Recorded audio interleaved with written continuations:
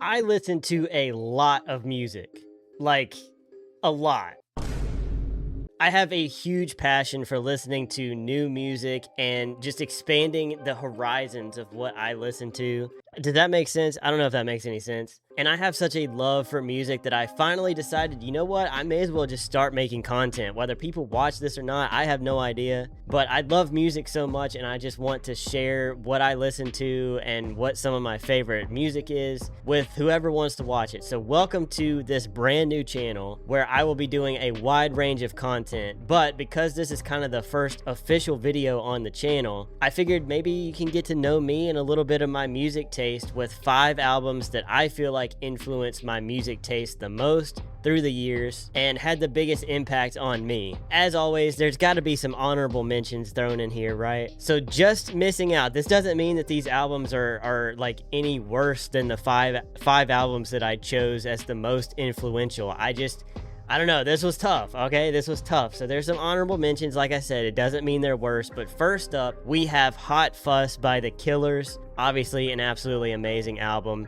This one just came a little bit late as far as like influencing me on what music I tend to listen to the most of. Kind of along the same lines, we have Cage the Elephant by Cage the Elephant, self-titled debut album. Debut albums are like hitting right now because the third one is a debut album too. Man on the Moon, The End of the Day by Kid Cudi. Those 3 albums are absolutely amazing in their individual ways, but yeah, I would say that they just barely missed out on my top 5. All right, so now it's time for the top 5. Do you guys have any guesses ahead of time? Be sure to drop a comment down below. And I want to note, none of these are in a particular order. This is just the 5 that I think was the most influential, and the last 2 I would say are probably switched back and forth between 1 and 2. The first 3, it's not in any particular order, but first up we have Ants from Up There by Black Country New Road. I gotta be honest, I had to sit with this one for a little bit. I listened to it for the first time a couple of weeks after it was released because I saw it was doing pretty well. And at the time, I was working a job where we could listen to music, but it was kind of hard to hear it sometimes. And that's where I listened to it for the first time. And to be honest, it sounded just like a bunch of noise and just like a bunch of random like lyrics thrown out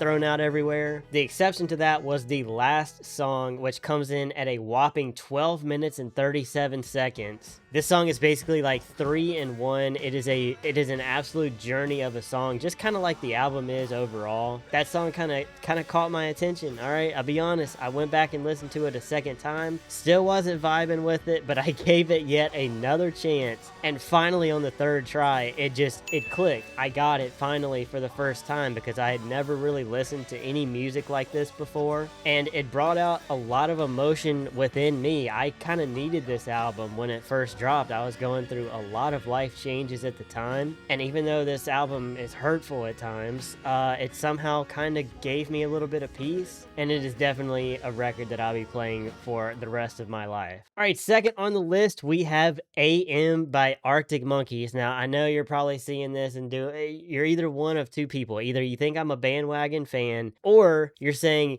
AM isn't even their best work.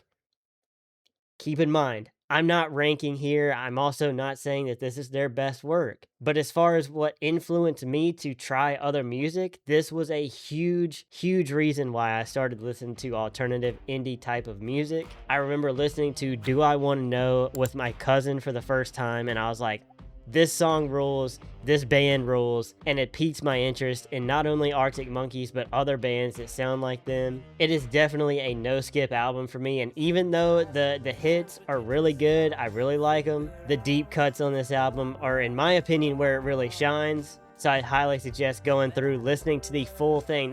Dude, that's what you need to be doing anyway. Listen to an album from front to back, not just the popular songs. I promise you'll find some gems in there that you probably never would have heard otherwise. Coming in 3rd is XX by the XX. Again, I know this is a pretty popular album, but hey, that's probably why I listened to it to begin with, right? As I was adventuring into new types of music, of course, I was drawn to what other people really liked. Everybody knows the iconic intro to the album, and the flow state between Jamie XX, Rami, and Oliver throughout the album was just, it's so good, bro. It's just one of those albums that I put on randomly. I can vibe with it. You feel the emotion in that one too. And partially probably why this album impacts me the way that it does is because, again, it was a very rough point in my life, and it totally became a comfort for me. I could be having a bad day in my head about things, turn that album on, and things got kind of calm for a little bit, you know? I kind of could chill out with the album. And thankfully today, even with those challenges that I was going through, I can listen to this album no problem. It doesn't take me back to a bad place. All right, so now we're down to the final two, the most influential albums that I have ever listened to. And like I said,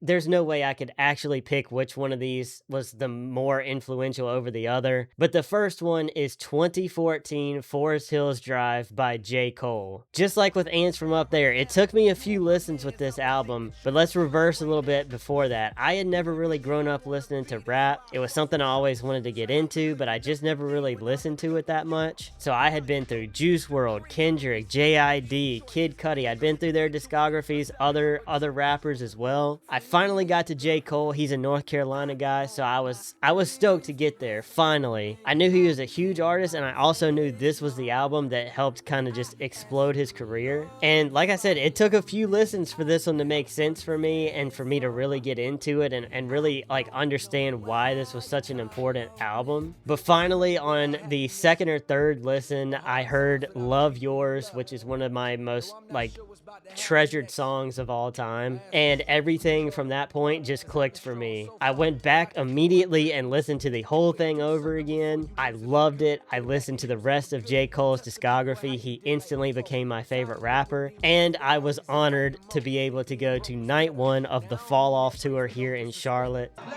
and gentlemen, welcome to the very first night of the Fall Off tour. This is some legendary shit. Because J. Cole has become one of my all-time, like probably top 2 artists of all time, and I owe it all to this album. And that brings us to our last but certainly not least album on the list, Long Lost by Lord Huron. I was already a Lord Huron fan in, I think, 2021 when this album came out, but something about the artwork just got me so hyped about this album to drop. I was counting down the days. I couldn't wait for it to come out. There's something just like super special about this album. I really can't put my finger on it. Maybe it was when I listened to it, I needed it or something like that. I don't really know, because like I said, I was already a fan of them. My expectations were high, but this album just set it off for me. And even right now, like I don't even know if this is my favorite record from them overall, but what it did for me and like opening my eyes to other music and things like that, without a doubt, this is one of my top 2 most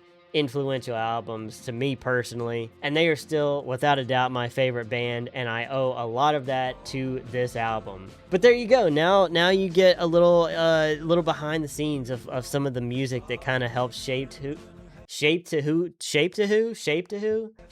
I am. Like I said, I am going to do all kinds of content here on this channel, so please hit the subscribe button, click the notification bell so you never miss an upload. Also check the description down below. I have 4 active YouTube channels right now, so any support that you can show on them would mean a lot to me. And my Twitch channel will be linked down below, where we do live streams, we do music nights over there, we vibe and hang out, and hopefully I'll be able to figure out to do some live streams here on this channel. Just gotta get around the the copyright thing. But anyway, stay tuned for that. But that is it. Thank you guys so much for watching. God bless y'all, and I will see you on the next one. Peace.